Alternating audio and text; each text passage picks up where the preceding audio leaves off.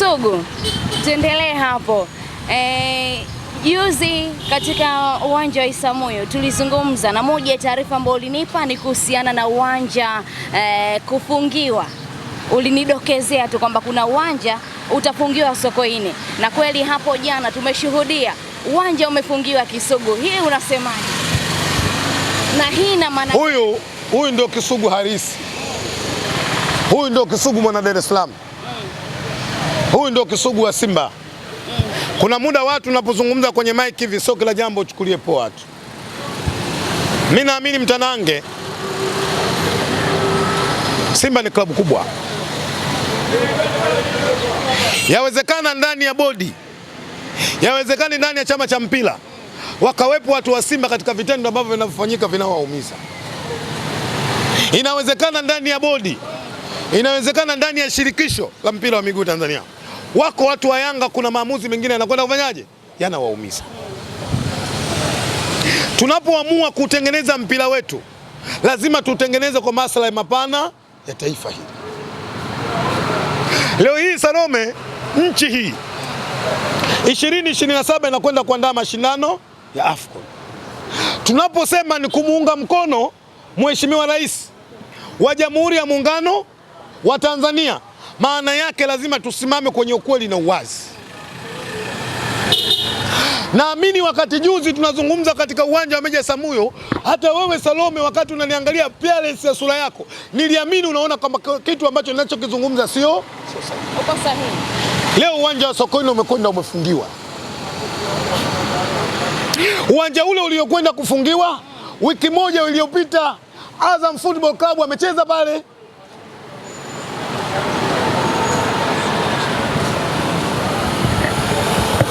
Maana yake tunapokwenda kufanya ubaguzi, huyu ana haki ya kucheza, huyu hana haki ya kucheza, hatuwezi kusimamia mpira katika standard ambayo inayotakiwa. Nanyi moja katika hili waandishi wa habari mna shida zenu. Mimi nyinyi rafiki zangu nawapenda sana, lakini ukweli lazima niseme, usaidieni mpira. Mpira unaharibiwa na watu wachache kwenye nchi ambao wao wanaamini chochote alichoamua wao kikifanya kwenye mpira kinakwenda kufanyika. Moja waandishi, mngekuwa wa kweli, mngeunga mkono juhudi za mwaka jana kina Kisugu kuwapambania viongozi ambao waliondolewa madarakani kwa matakwa tu ya Dar es Salaam Young Africans. Salome, mtanange, leo hii jambo gani ambao unaamini wewe la Dar es Salaam Young Africans aidha likaenda bodi ya ligi au likaenda kwenye chama cha mpira wakakosa kufanikiwa?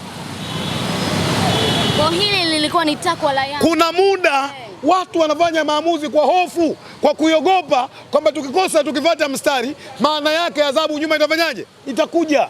Sio jambo dogo kumuondoa mwenyekiti wa bodi Mzee Mguto. Waliweza Yanga hili. Sio jambo dogo la kumuondoa katibu mkuu wa mpira, chama cha mpira wa miguu. Waliweza Yanga hili. Sio jambo dogo la kumuondoa CEO wa bodi ya ligi. Yanga waliweza hili. Leo nani anaweza kuikatalia Yanga matakwa yake kwenye ofisi? Nani? Na ndio maana mimi nilijua mapema. Nilisema wanashinikiza uwanja ufungiwe, umefungiwa kufungiwa. Malezi sio huruma. Huruma sio malezi. Huruma sio malezi. Leo hii tunaweza tukampenda na tukamlea sana katika taifa hili, lakini kuna muda anatakiwa atoke mtu nje ya taifa hili. Na ndio maana wenzetu wana historia miaka 3 mfululizo wanaitafuta robo hawaipati. Kwa sababu gani? Kule hakuna malezi hayo ambayo huku wanayoyapata.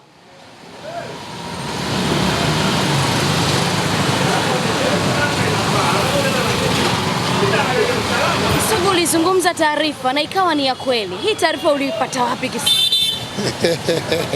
Hilo ndo swali ambalo mimi mtanange. Weka ukijua huyu ndio Kisugu. Weka ukijua huyu ndio Kisugu.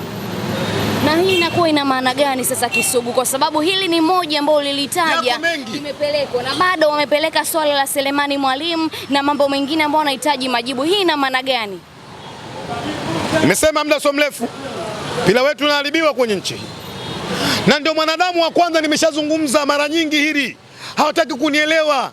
Leo niko hai, hamtaki kunielewa, lakini iko siku Mungu akinichukua baada ya kuondoka katika hii dunia ndio mtanielewa. Leo tuna ligi ya 4 kwa ubora kwenye bara la Afrika.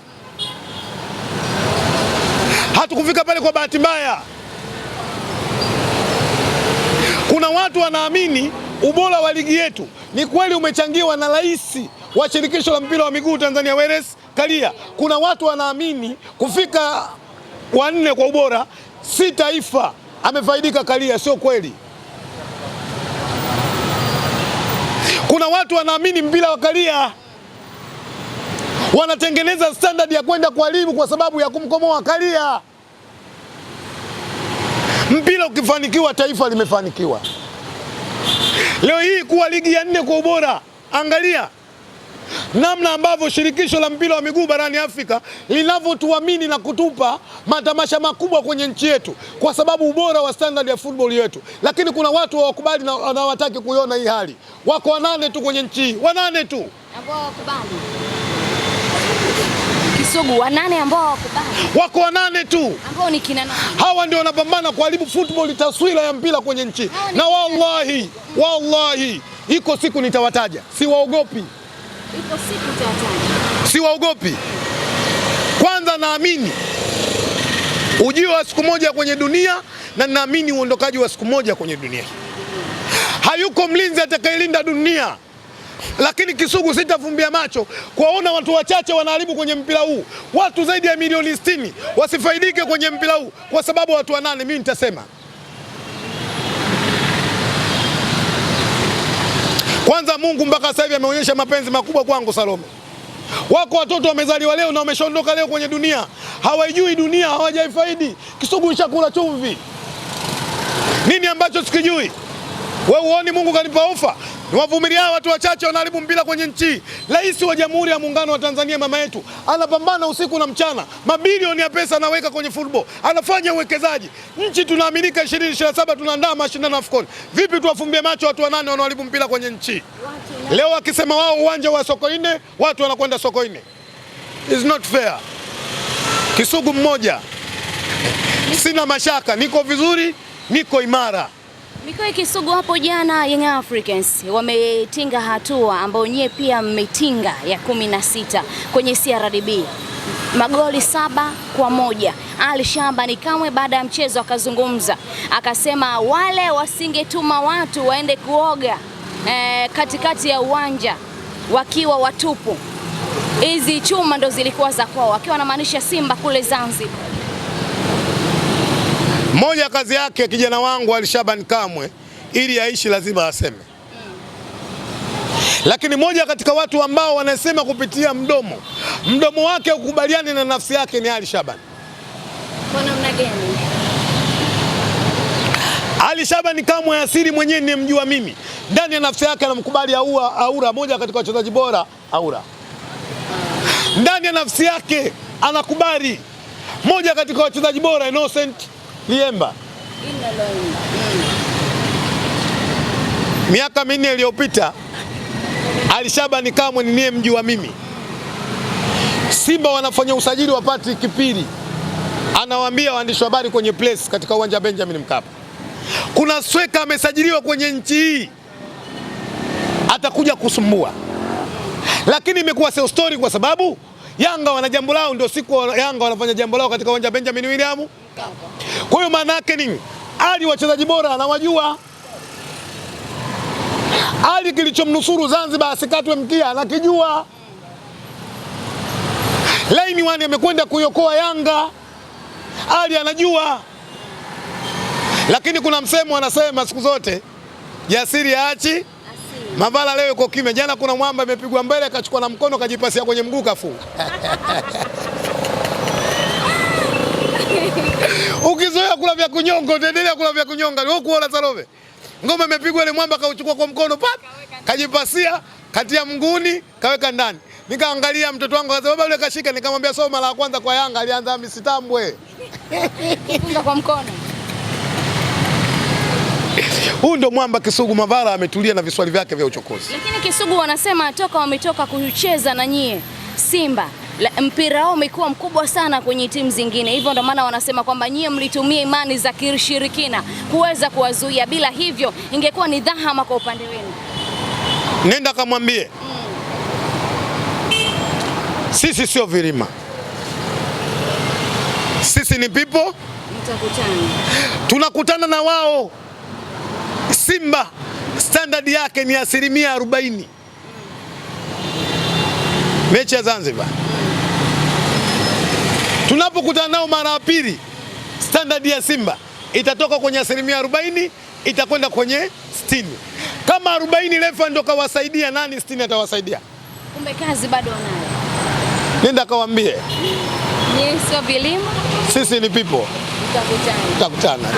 Kuna muda anaweza kuambia mwamuzi, sikiliza wewe, una nyumba wewe una, mimi nakupa nyumba Kimbangulile.